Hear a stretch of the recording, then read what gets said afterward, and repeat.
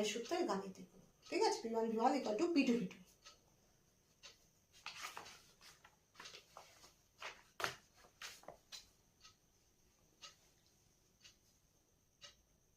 এবার পি, এই যে পি পিভি, এটা একটা গ্রাফ যদি করি, গ্রাফটা কি রকম হবে?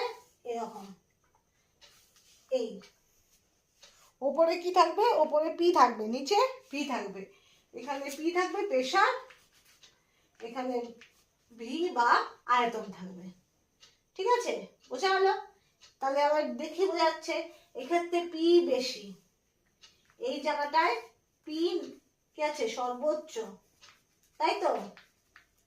কিন্তু এখানে এটুকু জায়গায় তোমার কি আছে?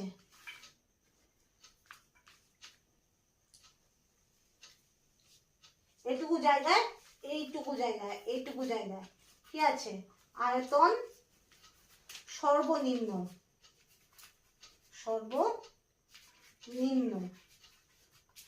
তাই তো? তাহলে এটুকু জায়গায় তোমার চাপ সর্বোচ্চ, এটুকু জায়গায় আয়তন সর্বনিম্ন। এবার এত দূর ধরো, এত দূর, এখানে কি হচ্ছে? আয়তন সর্বোচ্চ, তাই তো?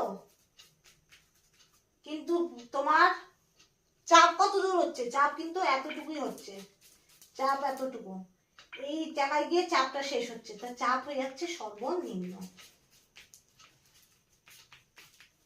তার মানে এখান থেকে আমরা বুঝতে পারছি যে এখানে প্রেসারটা এতটা বেশি, তাই তো? প্রেসার এতটা বেশি, ভলিউম এতটুকু, ভলিউম এতটুকু, মানে আয়তন এতটুকু। ঠিক আছে, আয়তন এতটুকু, চাপ এতটা, তাহলে চাপ আমার ম্যাক্স